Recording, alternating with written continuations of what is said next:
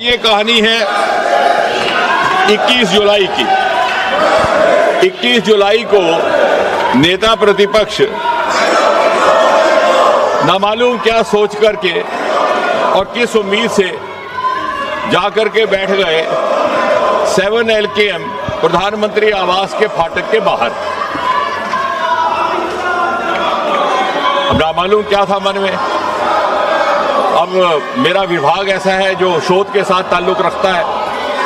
जब इस पर थोड़ा सा मंथन किया तो ये संभावना लगी कि शायद बहुत ज़माने से इनको ये हसरत सता रही थी कि देश इनको प्रधानमंत्री चुने और 7 LKM में बिठाए।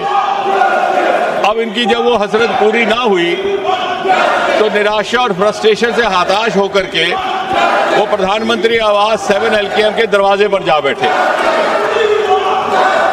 और फिर जब इनको बड़ी विनम्रता से समझाने का प्रयास किया गया कि ये आपको शोभा नहीं देता, तो इन्होंने कहा कि मुझे उठा लिया जाए। ना चाहते हुए भी जब पुलिस को इनसे ये निवेदन करना पड़ा कि आप हट जाइए, तो बड़े बेगैरत होकर के वहां से निकले। और जैसा कल हमारे एक माननीय सदस्य कह रहे थे, शुरू में तो ये उस आंदोलन के साथ जुड़ने में गुरेज कर रहे थे। इन्हें लगा कि आम आदमी पार्टी का आंदोलन है, लेकिन जब आंदोलन इन्हें लगा कि उठने लगा तो इन्हें जो माननीय सदस्य कल कह रहे थे, जेन ज़ी की ज़बान में MIA हो गया। MIA मतलब मिसिंग इन एक्शन, जो हमारे जेन ज़ी की भाषा है। और दूसरा, जैसा कल बताया गया कि FOMO, fear of missing from action, और इसलिए ये जाकर के वहां बैठे। और फिर जब इन्हें उठाया गया तो जो इन्होंने दृश्य वहां पे दर्शाया अपने उठाए जाने का, तो क्या वो गालिब का शेर है कि बड़े बेगैरत होकर तेरे कूचे से हम निकले, बड़े बेआबरू होकर तेरे कूचे से हम निकले, बहुत निकले मेरे अरमान लेकिन फिर भी कम निकले। यानी वो जो दबे हुए अरमान है 7 LKM में जाकर के बसने के और नेता बनने के, वो ना मालूम किस किस प्रकार पिछले एक सप्ताह में जाहिर हुए। मैंने 40 से 45 हमारे वक्ता रहे, सबके सुझाव भी नोट किए, बड़े ध्यान से भी सुना। उसमें कुछ एक बातें ऐसी भी आई जो मुझे लगता है कि स्पष्ट करने लायक है। यहाँ पे ये बताया गया, हमारे कांग्रेस के नेता गगन गोगोई जी ने कहा कि मासूम बच्चों पर जुल्म और सितम ढाया गया। शायद उन्हें ये मालूम नहीं कि utmost restraint was exercised and it was made sure that casualties don't happen।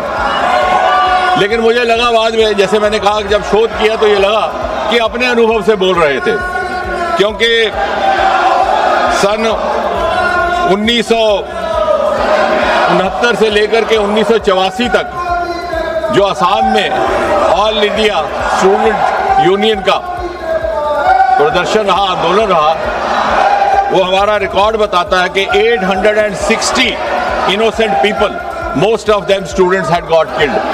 उस समय सरकार कांग्रेस की थी। तो इन्हें लगा कि जिस तरह से हम अपने ज़माने में आंदोलन कर रहे विद्यार्थियों को कुचलने के लिए उन्हें मौत के घाट उतारते थे, शायद इन्होंने भी ऐसा किया हो।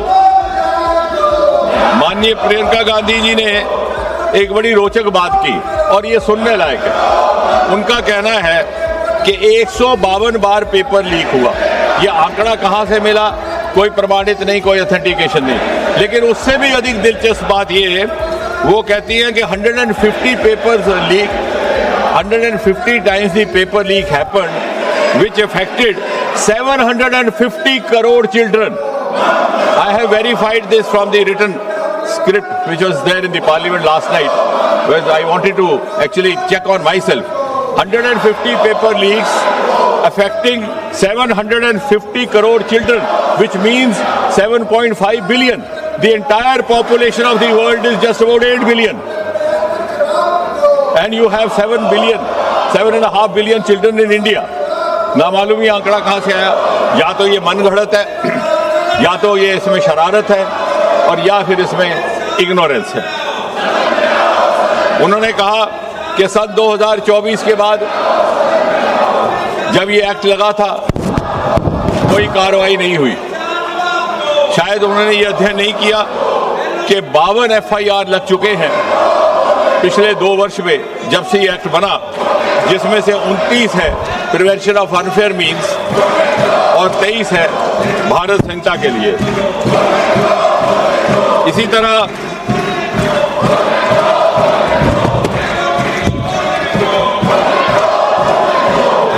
वेणुगोपाल जी ने कहा कि हमने स्कूल बंद कर दिए।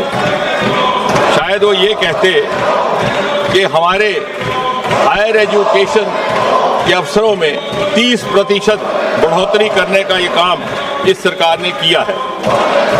We have increased the number of universities from 760 to 1,293. I am not saying anything without evidence. The number of higher education institutions has been increased from 51,534 to 64,896. इसी सरकार ने ट्राइबल्स के लिए एकलव्य विद्यालय भी बनाए, और इसी सरकार ने national education policy 2020 lie, which is a game changer and which should have happened actually. वो एक आपका अधूरा काम और आपका पाप था। उसका नॉमेनक्लेचर भी गलत था। Human resource development is a nomenclature used in the corporate sector and other places to refer to personnel management, and you had made young children prisoners of the subjects chosen for them in class 12 by their parents, by their guardians, by their elders. NEP 2020 has liberated our adolescent children from these subjects that they took up for class 12 and given them an aptitudinal freedom. अर्थात यदि कोई माता पिता अपने बच्चे को 12वीं कक्षा में 12वीं जमात में मेडिकल के सब्जेक्ट चुनने के लिए इसलिए हिदायत देते हैं कि उन्हें ये उम्मीद होती है कि वो आगे चल करके डॉक्टर बने, और किसी कारण वो नहीं बन पाता, तो पिछले जैसे हालात नहीं कि वो BSc भी उन्हीं सब मजमून में करेगा, MSc भी उसी सब्जेक्ट में करेगा, PhD भी उसी सब्जेक्ट में करेगा, ना चाहते हुए भी ही becomes prisoner of the subjects. There we have entry exit. अगर वो डॉक्टर नहीं बना और उस डॉक्टर बने बगैर वो सब्जेक्ट्स को आगे अध्ययन जारी नहीं रखना चाहता, तो वो लिटरेचर में जा सकता है, मैथमेटिक्स में जा सकता है। There is a democratisation of higher education across the country. और इतना ही नहीं, यही वो सरकार है जिसने मेडिकल एजुकेशन में भी, क्योंकि मेडिकल एजुकेशन के हवाले से बात हो रही है, एम्स की संख्या 7 से लेकर 22 तक बढ़ा दी। गवर्नमेंट मेडिकल कॉलेज की संख्या 387 से 844, MBBS सीट 51,300 से 1,39,000, पोस्ट ग्रेजुएशन सीट्स 31,100 से 86,300 तक।